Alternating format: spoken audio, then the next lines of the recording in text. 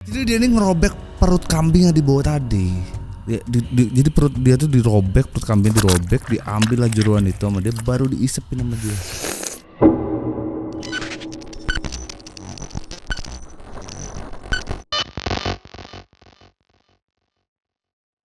Selamat datang di Cerita Rizal Muk di episode 38. Ini adalah episode pertama di bulan Ramadan kebetulan. Kenapa gitu bang? Sorry kalau kalian scroll ada juga beberapa yang DM marah. Cerita lo malah bang riak terus. Iya 10 harian lah kurang lebih kosong. Pertama nih. Lah kan puasa kan setan di penjara ya. Jadi maksud gua emang seru bahas beginian gitu. Tapi ngomong setan kalau di penjara koruptor masa enggak wes.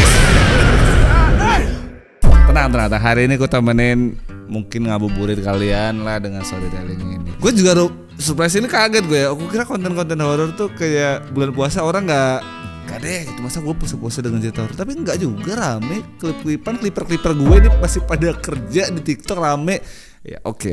Hari ini di episode 38 gue akan membawakan sebuah cerita urban legend daerahnya nih, bukan Sumatera, bukan di Jawa, tapi ada di Sulawesi. Ada sebutannya, nama makhluknya adalah parakang. Gue sambil ngeliat takut salah ya. Parakang namanya. Parakang ini kayak orang yang belajar ilmu hitam tapi nanggung gitu mah. Makanya dia ngejelma jadi makhluk lah yang namanya parakang ini. Nah itulah yang dialamin sama, izin untuk samarkan, namanya adalah Andi. Andi ini hitungannya kalau dia ini sekarang paling udah wak gitu kan ya, atau udah pade gitu. Dia lah cerita sama ponakan atau adiknya dia segala macem. Itulah yang ngirim ini. Nah ceritanya si Andi ini ada satu waktu dia tuh datang ke rumah kakeknya. Dia suruh ngejaga rumah kakeknya. Di rumah kakeknya ini, di kampung halaman kakeknya itu lagi banyak rumor tiap malam Jumat tuh hewan ternak pada mati. Tapi matinya aneh Bang Jel. Matinya kenapa? Matinya jeroannya tuh loh pada hilang, tapi nggak ada darah gitu.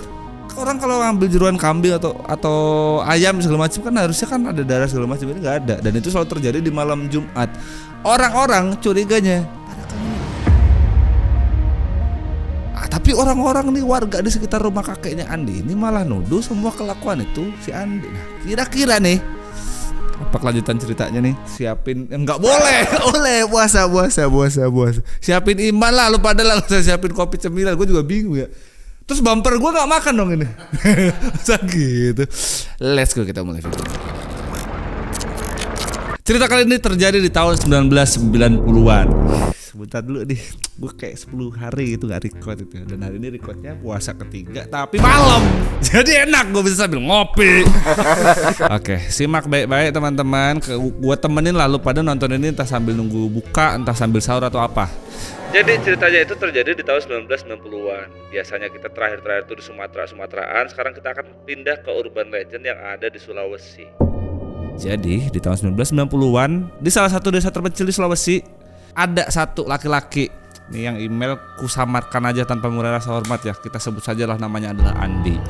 Andi ini kuliahnya di Makassar. Nah kebetulan kakeknya Andi ini baru meninggal dunia. Makanya si Andi inilah sama orang tuanya disuruh untuk balik. Kenapa disuruh balik Bang Jal? Karena si Andi ini suruh ngejaga rumah peninggalan kakeknya ini yang kosong, karena meninggal sama kakeknya.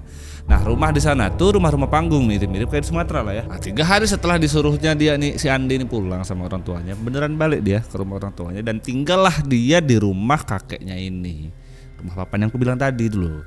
Nah di rumah papan ini tinggallah dia di sana sampai sekitar di 2 minggu awal lah. Tapi di 2 minggu awal ini dia ngerasa aneh, kenapa orang-orang ini ku perhatiin kok gini ya. Penasaran lah si Andi ini. Andi inilah akhirnya nyari tahu informasi sama warga-warga di sana. Sebenarnya kenapa sih perasaan aku pulang ke sini dulu tuh nggak begini loh. Setiap pulang kampung tuh biasa aja gitu. Kenapa waktu gue pulang kampung terus nungguin rumahnya kakek ini, orang-orang kok beda ya? Nah ternyata setelah dicari tahu sama si Andi, di kampung gitu tuh lagi rame terornya apa Bang Jal? Jadi setiap malam Jumat ternak warga kayak kambing, ayam segala macam itu sering mati mendadak. Itu aja mungkin biasa aja, maksudnya bisa aja wabah dan segala macam. Nah yang bikin aneh nih begini, ternak warga ini selalu ditemukan mati. Kalau hewan mati mah gak apa-apa lihat. Hewan tuh selalu ditemukan dengan kondisi yang mati, tapi jeruannya tuh nggak ada, kayak bolong aja gitu perutnya. Tapi nggak ada darah di sekitaran. Misalkan ayam nih mati, jeroannya udah nggak ada gitu. Tapi di sekelilingnya itu nggak ada darah segala macem. Bersih aja gitu. Dapatlah si Andi ini informasi itu. Nah setelah si Andi ini dapat informasi itu, dia makin penasaran untuk nyari tahu teror apa sih sebenarnya terjadi di kampung halaman dia ini. Dicari tahu lah. Waktu dia lagi nyari tahu gitulah dia sekelibet tuh sering denger orang tuh kalau lagi papasan sama si Andi tuh sering bisik-bisik. Ih jangan-jangan si Andi ini bawa sial Ji. Apa jangan-jangan si Andi ini dulunya kakaknya pelihara yang enggak gitu. Jadi seakan-akan tuh orang-orang tuh pada nuduh si Andi. Andi juga kaget. Gue nih kepo sama masalahnya Bang Jal. Tapi semakin gue tahu kenapa orang-orang ini malah nyudutinnya ke gue. Dan itu terjadi berkali-kali. Tiap dia ketemu sama warga papasan gitu, kayak warga ini pada ngomongin dia gitu. Atau dia lagi lewat sapa gitu. Tapi diem-diem tuh ngomongin gitu loh. Karena kejadian itu berkali-kali, Andi lah gedek dia kayak. Dia pengen ngebuktiin sama warga kalau semua yang terjadi setiap malam Jumat itu bukan ulah dia atau setan seperti yang dituduhkan sama mereka. Ini pasti murni manusia atau hewan buas. Udah mah yang tadi tuh terjadinya berulang kali setiap dia ketemu sama warga sana. Dan jumlahnya juga banyak, kayak hampir keseluruhan orang tuh isu aja gitu. Kalau di kampung kan isu kan gampang nyebar gitu. Orang tuh bencinya jadi persuasif, nular gitu. Jadi seakan-akan kayak semua orang gak ada yang percaya sama dia di kampung itu, kecuali satu orang. Sebutlah namanya adalah Pak Haji. Pak Haji inilah satu-satunya orang yang menurut Andi masih ramah sama si Andi, kecuali yang lain kayak ngomongin di belakang. Nah si Pak Haji ini sering datang ke rumah kakeknya Andi ini yang ditinggal sama Andi. Setiap datang ke sana Pak Haji ini bukan cuman kayak memang sekelibet lagi pengen mampir basa-basi aja, memang kayak sengaja niat ke sana karena Pak Haji ini setiap datang nemuin si Andi ini bawa makanan. Ini ada makanan di, kau makan lah. Ya kayak gitu pakai mana ya logatnya, bingung aku guys sumpah. Ya, pokoknya gitulah. Nah, Pak Haji mampir itu nggak sekali dua kali, seminggu tuh ada 3-4 kali. Tapi si Andi juga bingung, baik kali orang ini gitu. Tapi kok tatapan Pak Haji ini aneh yang lihat aku. Anehnya kayak mana Bang Jel? Jadi Pak Haji ini kalau natap matanya si Andi tuh kayak natap tajem aja gitu terus gak ngedip. Rasa aneh itu dirasain sama si Andi tapi dalam hati aja karena dia mau ngucap juga nggak enak kan. Tiap harinya setiap warga ini lewat depan rumahnya si Andi, tempat Andi tinggal ini, dia ngeliat Andi ini kayak ngeliat penjahat. Natapnya gitu loh kayak orang jijik. Itulah Bang Jal yang bikin aku ini makin lama makin ngerasa keganggu sama kelakuan warga-warga sini. Itu juga yang bikin si Andi ini makin pengen ngebuktiin kalau semua tuduhan mereka ini nggak bener. Ada satu waktu, jadi waktu dia lagi di teras rumah gitu, rumah panggungan gitu, ada orang lewat tapi sambil ngomongnya nggak bisik-bisik kecil gitu sampai kedenger lah sama dia. Kalau lihat si Andi, jangan-jangan dia pulang nih buat nerusin pesugihan kakeknya. Gedek lah aku Bang Jal denger orang-orang tuh ngomong begitu depan rumahku loh, ngomong begitu. Dia dalam hati tuh sampai ngerasa, kau tunggu ya nanti kalau aku dapet nih semua barang bukti segala macam tak lempar lah nanti di balai kampung. Aku kasih tahu sama kalian nih kalau ternyata nih semua tuh kelakuannya ya binatang buas ke manusia, nggak ada sangkut pautnya sama pesugihan. Nah, tapi ada satu yang belum aku cerita Bang Jal. Jadi Andi ini hampir tiap malam itu susah untuk tidur, bukan karena omongan warga tadi itu kepikirannya, tapi karena dia ngerasa rumah kakeknya itu kan rumah panggung gitu. Jadi di papan itu setiap dia mau tidur tuh seakan-akan kayak ada yang ngintip dari bawah papan gitu. Tapi dia juga nggak tahu itu apa. Hampir tiap malam tuh yang dia rasain tuh begitu. Tapi anehnya setiap dia ngerasa ketakutan di rumahnya kakeknya ini kalau malam, itu gak kepikiran omongan warga yang soal ngomongin dia segala macam itu. Justru yang dipikirin dia yang ada di kepala dia itu malah justru Pak Haji. Dia juga nggak tahu kenapa aku ini mikirnya Pak Haji ya. Nah besok malamnya dia ngerasain hal yang sama lagi. Karena kebetulan malam itu dia ngerasain itu pas malam Jumat. Pikir dia sekalian lah aku malam ini kalau nggak bisa tidur nggak tidur sekalian lah aku nih. Aku mau cari apa yang dituduhin sama warga-warga sini. Jadi dia udah nyiapin tuh parang lah, dia udah nyiapin senter. Jadi kalau dia emang ngerasa nggak bisa tidur atau ngerasa ada yang aneh di rumah dia ini, keluar aja lah aku. Betul aja, malam itu bener-bener nggak bisa tidur lagi dia. Jadi apa yang udah dia siapin bener-bener kepake nih. Jadi dia niatnya mau keluar. Pas dia mau keluar, yang di bawah rumah panggung itu yang dia setiap malam tuh ngerasa kayak ada yang ngeliatin segala macam, itulah bunyi kayak kersak. Tapi suara itu masih kayak samar-samar ada, samar-samar hilang gitu kan. Mungkin karena belum terlalu malam atau apalah. Jadi sama si Andi waktu malam itu ya udah aku nggak usah keluar nih, kayaknya aku di rumah aja. Tapi celah-celah ini sedikit buka aja. Jadi ntar kalau ada apa-apa aku bisa ngintip. Jendela tuh juga nggak ditutup sama dia. Malam itu jam 11 malam. Jam 11 malam tuh udah sunyi, di luar tuh udah sunyi, nggak ada lah suara anjing lah, nggak ada lah suara jangkrik. Yang kedenger dari dalam tuh di luar tuh cuman suara angin aja, yang kebetulan malam itu anginnya gede. Nah sama si Andi, lampu zaman itu kan sentir ya, lampu sentir tuh ada beberapa lah di rumah panggung kakeknya ini. Sama dia sengaja desain satu, disitulah dia nanti bakal duduk atau tidur. Di lampu sentir itu dia emang sengaja untuk duduk di situ buat nengok lobang yang udah dikasih celah sama dia tadi. Nah, betul lah sampai setengah 2. Jam setengah 2 tuh masih belum bisa tidur dia. Di setengah 2 itulah dia kedengar suara dari rumah panggung dia. Di bawahnya kayak ada suara langkah kaki, tapi kayak diseret. Ngedenger itu si Andi langsung tengkurap deh, tempelin lah kuping dia di lantai papan yang tingkat tadi itu. Karena biasanya tuh ada suara atau ada kayak yang dia ngeliatin dia dari papan itu, celah-celah itu, tapi nggak seberisik ini loh. Malam ini berisik bener. Si Andi ngerasa aku tuh sebenarnya takut banget, tapi aku penasaran. Jangan-jangan inilah yang ditakutin sama warga. Diperhatiin lah suara itu betul-betul sama si Andi. Suaranya kayak tulang patah gitu. Nah, bukan cuma suara kayak tulang patah, jadi kedenger lah suara itu sama si Andi kayak orang kayak masih kalau lo makan sop sum-sum tulang gitu loh, yang di, nah kayak gitu. Bingung lah betul lah ini kali yang dimaksud sama warga-warga itu. Semakin penasaran sama si Andi, dicarilah sumber suara itu paling kencang dari mana. Dibangun, abis tengkurap tadi itu dibangun, diperhatiin sama dia, suaranya dicari sama dia, ternyata di pojokan kamar di rumah panggung itu, tepat di bawah situ tuh. Nah kebetulan juga di tempat itulah lobang yang lumayan gede itu bisa dilihat sama si Andi. Jadi dia bisa nengok dengan jelas lah yang di bawah ini ada apa. Waktu ditengok betul-betul sama si Andi, ternyata suara berisik yang dari tadi itu loh, suara manusia. Karena dari atas tuh yang ditengok sama dia dari lobang itu jelas betul kelihatan kalau itu manusia. Tapi Andi bingung kenapa manusia bentukannya begini. Jadi manusia yang dilihat sama si Andi tuh normalnya badan orang gini kan, dia tuh gini nih. Terus nih manusia yang dilihat sama si Andi, dia udah badannya ngebungkuk begitu, warnanya dia telanjang nggak pakai pakaian selai pun, warnanya biru abu-abu. Manusia aneh yang dilihat sama si Andi ini, dia jongkok di atas kambing warga. Jadi betul aja nih, ini yang ditakutin sama warga nih, mitos malam Jumat nih. Malam itu Andi ngerasa puas karena dia mulai mendapatkan jawaban dari semua tuduhan warga ini. Aku bisa nih buktiin segala macam. Tapi di satu sisi itu dia ngerasa juga takut. Ih, ini makhluk apa? Yang dilihat sama si Andi itu manusia, itu kukunya panjang-panjang gitu. Terus yang bikin dia makin yakin kalau ini adalah pelaku tiap malam Jumat itu. Jadi dia ini ngerobek perut kambing yang dibawa tadi. Jadi perut dia tuh dirobek, perut kambing dirobek, diambil lah jeruan itu sama dia, baru diisepin sama dia. Yang bikin si Andi makin kaget lagi, ternyata bukan cuma kambing satu itu tok, di belakang itu masih ada kambing lagi. Jadi dia bawa lebih dari satu kambing. Yang bikin si Andi makin bingung, jadi semakin diperhatiin sama Andi dari lubang itu, dia makin gak asing sama orang makhluk aneh tadi itu. Iya, aku ini gak asing lah sama orang ini. Dia nggak tahu ini siapa gitu, tapi takut aja dia. Saking takutnya dia nggak sengaja tuh nginjek papan itu sampai bunyi.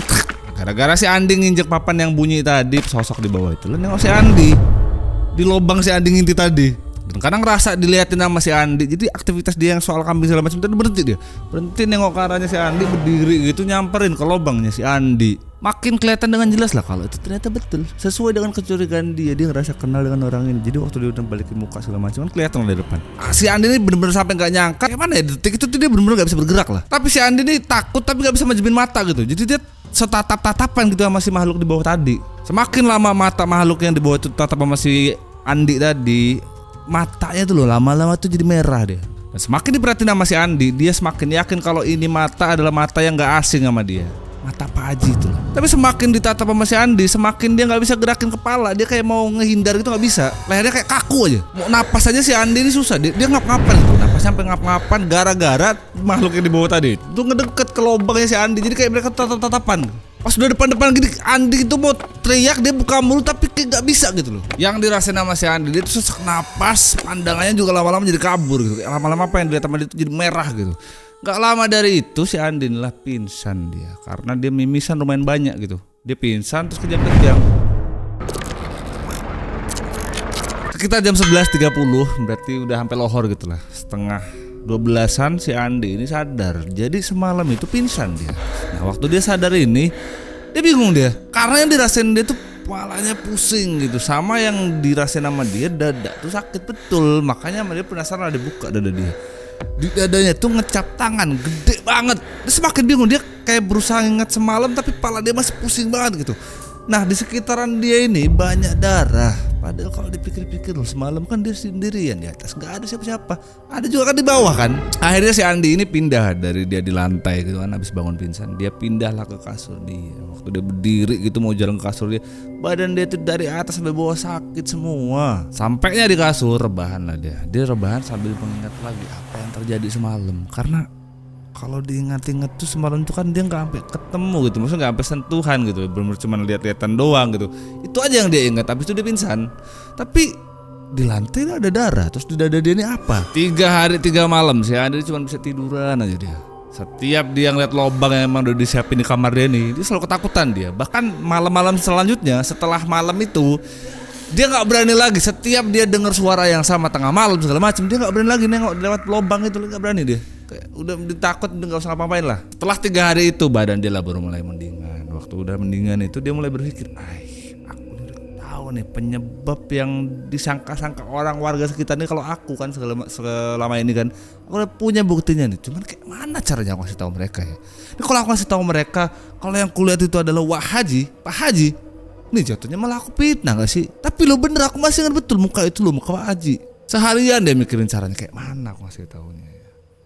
Kalau zaman itu kayak kita mah apa rekam gampang. Masalahnya kan belum ada kan.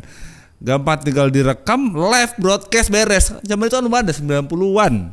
HP juga Nokia yang disentuhnya pakai kuku masih. Seharian lah dia bingung mikirin caranya kayak mana ngasih tahu orang-orang biar tuduhan itu tuh enggak lari lagi ke dia gitu. Sepanjang hari itu di jalan kayak orang bingung lah, sono sini di rumahnya. Nah, masuklah dia di kamar kakeknya. Rumah itu kan peninggalan kakeknya yang udah almarhum itu loh. Dan selama si Andi ini tinggal di rumah itu, dari awal dia tinggal di sana, dia tuh belum sempet beres-beresin kamar yang punya kakeknya ini. Masuklah di kamar itu, banyaklah yang bikin dia tuh bingung di kamar itu karena kan emang belum pernah masuk dia. Pikir dia sekaligus beresin, diberesin lah sama dia barang-barangnya dari sana. Sampai ada satu waktu dia buka dipan di bawah gitu, nah dia nemu peti kayak kayu jati gitu lah. Ditarik lah sama dia, diambil peti itu. Penasaran kan si Andi nih, apalah peti ini isinya ya? Kenapa nggak pernah cerita gitu bapak emakku nih apa kakekku nih nggak pernah cerita soal ini gitu. Diambil sama dia, dibuka lah. Begitu dibuka sama dia, yang ditemuin sama dia itu buku, tapi bukunya buku jadul gitu loh, yang kulitnya tuh yang covernya tuh pakai cover kulit. Dibuka lah buku itu sama dia, dibaca segala macam. Dan ternyata tuh buku isinya adalah catatan soal Parakang. Lembar demi lembar tuh dibuka sama dia, dibaca. Tapi dia tuh bingung, apalah Parakang, dia kan pernah denger, aku asing banget sama Parakang ini gitu. Tapi semakin dia baca tuh buku, dia semakin inget sama, ini kok kejadian sama ciri-cirinya tuh mirip deh kayak yang kemarin itu Pak Haji itu loh. Sampailah dia buka-buka buku itu sampai di halaman tengah. Di halaman tengah ini adalah tulisan tangan. Dia yakin betul kalau itu tulisan kakeknya. Parakang itu cerminan manusia yang rakus. Dia memangsa pakai mata karena mata itu pintu buat manusia. Kalau kamu bertemu yang ilmunya tinggi, jangan sekali-kali kamu melawan tatapan matanya dengan matamu. Tapi lawanlah pakai bayangannya sendiri. Parakang gak akan sanggup melihat matanya sendiri. Karena Andi tuh ngerasa relate gitu sama yang di buku itu. Ngerasa kayak apa yang dialamin di beberapa hari lalu tuh mirip sama yang di buku ini. Jadi dia kayak nemu jawaban gitu loh. Kayak, oh pantesan Pak Haji tuh. Terus dari tulisan tangan yang di halaman tangan tadi, dia langsung menyimpulkan, oh cermin gak sih? Si Andi ini semua yang ada di rumahnya kakeknya ini, yang ada cermin segala macam diambil sama dia. Cermin itulah yang dipakai buat di celah-celah yang lubang itu loh. Tapi yang ditaruhnya bukan di atas, jadi dia turun ke rumah itu, dari rumah panggungan gitu, di atapnya gitu. Setiap yang lubang itu ditaruhin sama dia cermin. Sama ada satu lagi yang dia baca dari bukunya kakeknya itu. Jadi si Parakang ini hidung dia tuh penciumannya sensitif. Makanya pakailah dia bawang itu yang diparut, dicampur sama minyak tanah, diolesin lah di tiang-tiang penyangga rumah kakeknya itu. Itu udah siap tuh penyangga itu diolesin sama bawang lah, terus sela-sela yang bolong segala macam di atapnya itu dikasih cermin. Udah sesuai sama apa yang ada di buku itu. Bereslah dia masang semua itu, lanjutin lagi dia ngebaca buku itu. Dia masih penasaran aja untuk ngabisin apa isi dari buku itu. Nah semakin dia baca lagi, dia ketemu dengan topik yang bikin dia relate lagi. Dia lah keikat sama Pak Haji dulu. Kan Pak Haji di awal itu kan sering ke tempat dia tuh seminggu 2 kali 3 kali ngasih makanan. Di buku itu juga tertulis Parakang ini ngasih makanan itu tapi bentuknya sebetulnya racun. Kaget lah si Adin. Untunglah aku tahu nih sekarang, kalau nggak mati aku diracun. Untunglah di buku itu tertulis kayak mana caranya menetralisir makanan itu tadi.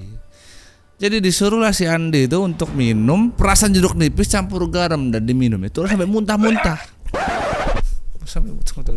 Nah, diminum lah sama dia lah. Apa yang ada di buku itu udahlah dilakuin sama dia. Dicampurlah tuh garam sama perasan jeruk nipis segala macam, diminum sama dia dan benar sampai muntah-muntah.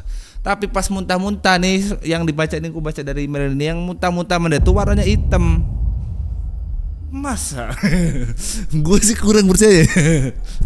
Nah, tapi itulah yang terjadi di cerita itu begitu tuh. Jadi waktu dia muntah tuh warnanya hitam. Dan muntahan dia nih baunya busuk ya semuanya. Kali kayak mana sih semua muntah busuk kali. Emang ada muntah bau parfum. Tapi semakin lama si Andi ini muntah, orang kan kalau muntah kan sampai kering-kering gitu kan ya. Nah, semakin dia muntah tuh semakin banyak, udah hilang tuh hitam segala macam tuh udah hilang, udah warnanya udah normal aja lah. Setelah selesai itu semua jamu segala macam tuh yang diminum sama dia balik lagi ke misi dia. Dia kan udah naruhin cermin lah segala macem yang ada di dinding tembok segala macem. Malam ini bakal ditunggu sama dia. Itu antara penasaran pengen nungguin si Parakang ini, tapi takut juga dia. Jadi malam itu badannya si Andi ini diolesin lah tuh sama dia mas bawang segala macam. Karena itulah yang ada di bukunya kakeknya itu. Yang gue bilang tadi. Jadi di rumah Andi ini, di rumahnya neneknya ini, malam itu dia cuman ada 3 lampu sentir. Kita udah pernah bahas dari sentir kan. Jadi 3 lampu itulah yang dipakai sama dia buat ditaruh di ruang tamu. 2, 1 diantaranya itu dibawa sama dia, ditaruhlah di lubang yang ada di kamar dia. Dia mau jaga-jaga aja. Jadi sebetulnya malam ini emang dia misinya adalah nungguin Pak Haji atau jelmaan dari siapa namanya? Parakang. Tapi ya tetap aja dia masih takut. Takut kalau kejadian kemarin itu akan terulang lagi. Tiang rumah panggungnya kakeknya ini kan kayak rumah panggung itu kan ada tiang 1, 2, 3, 4. Biasanya paling ujung-ujung lah, atau satu sisi itu biasanya ada 3. Jadi total ada 6 gitu lah. Nah, di tiang-tiang itulah yang udah diolesin bawang segala macam sama dia ini. Itu kayak ada suara benturan gitu. Dia tahu betul kalau itu adalah Pak Haji. Nah, buat mastiin semuanya itu betul, tebakan dia enggak salah orang lagi nih. Nah, lubang itulah, dari lubang-lubang itulah kelihatan warnanya merah. Dia tuh betul kalau warna merah itu artinya mata yang nyala kemarin itu loh.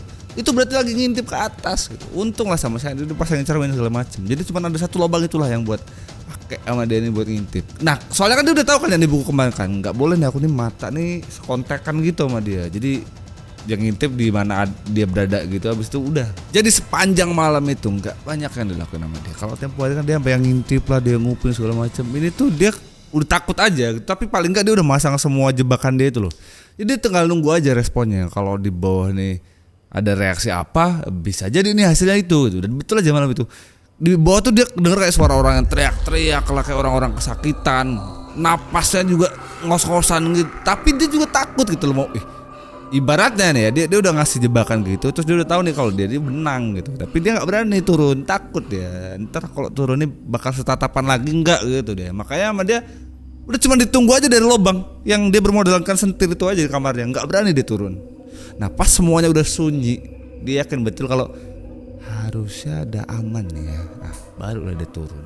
Turunlah dia dari rumah panggung kakeknya ini, dia tengoklah di kolong, gak ada apa-apa, sepi aja. Padahal dia yakin betul kalau tadi itu loh, itu pasti Pak Haji tadi. Besok paginya, satu kampung, tempat kampungnya kakeknya Andi ini geger lah, gara-gara Pak Haji itu loh. Tadi malam Pak Haji itu ditemukan meninggal dunia di rumahnya, di ruang tamu. Yang bikin geger apa Bang Jal? Karena kampung itu rame gara-gara Pak Haji itu nggak ada kayak beberapa hari sebelumnya, nggak ada kayak riwayat sakit dan segala macam, tiba-tiba lah meninggal. Udah gitu, orang yang kayak beliau gini harusnya kan ya kayak mana ya, meninggalnya dengan gimana sih, kalau orang baik meninggal tuh kayak mana gitu. Nah, kalau beliau ini bau banget gitu, makanya orang-orang tuh pada kumpul ke sono. Terlebih warga ini pada kaget waktu mereka ngelihat kondisi, jadi nggak ada yang berani nyentuh dan segala macam lah. Nunggu siapa yang berani atau pihak yang berwajib segala macam gini baru mindahin. Karena baunya bau banget gitu. Terlebih yang dilihat sama warga nih, mereka tuh kayak nggak percaya gitu. Kok matanya merah lah Pak Haji nih ya gitu, almarhum nih gitu. Udah gitu kuku dia itu panjang-panjang, baunya itu makin lama makin nyengat. Semua ciri-ciri itu kayak persis kayak rumor yang ada di sono, Parakang tadi itu. Tapi mereka juga kayak gak habis pikir, bukannya Andi lah kita nih yang kemarin kita mau curigain segala macam, kenapa jadi Pak Haji gitu. Kayak gak masuk akal aja gitu. Beliau ini kok Parakang gitu. kan kalau di rumahnya kan Parakang kan orang yang mau belajar ilmu hitam tapi setengah berhasil gitu, gagal, makanya lah menjelma jadi siluman gitu-gituan kan. Gak lama dari itu datanglah si Andi ke rumah duka Pak Haji ini, karena emang rame banget lah berita hari itu. Datanglah dia ke sana. Yang dibawa sama dia apa Bang? Yang dibawa sama dia itu rantang dulu, rantang yang dulu tuh dipakai sama Pak Haji buat ngasih makanan sama Andi yang seminggu 2-3 kali itu, dibawalah sama si Andi ke rumah beliau ini. Si Andi juga nggak datang mau ngapain, enggak, dia cuman datang ke sana, naruhlah rantang itu, udah ditinggal. Nah, orang-orang yang sempat ngomongin si Andi, yang sempat naruh curiga sama dia di atas tadi tuh, nggak ngomong apa-apa, cuman ngeliatin si Andi doang. Dia lewat datang ngasih rantang, udah balik, habis itu hilang. Nah, si Andi ini setelah semua kejadian itu, hari itu juga dia udah nggak ada lagi tinggal di rumah kakeknya. Itu dia sebuah kisah dari yang disebut Parakang. Parakang ya. Banyak ya urban legend daerah ya. Gua jujur sih kali pertama sih gue dengar soal Parakang sih. Nah, tapi beberapa mitos yang gue tahu, kalau salah koreksi. Katanya tuh cara basminya ada yang pakai cermin, ada yang dipukul tapi harus sekali gitu ya. Kalau dia dipukul lebih dari sekali malah nggak mati. Gitu ya. Ya lo pada apa lagi deh? Komen aja kalau kalian punya tiap daerah masing-masing punya urban legend segala macam, kirim aja di email. Bulan puasa mungkin flownya agak sedikit lambat, sorry. Gak bisa kayaknya aku nih seminggu storytelling 4 kali. Agak susah. Cuman ya kayak manapun caranya gue bakal berusaha untuk nemenin kalian lah. Terima kasih udah nonton di episode 38. Selamat menaikkan ibadah puasa, jangan lupa sholat. Tuh.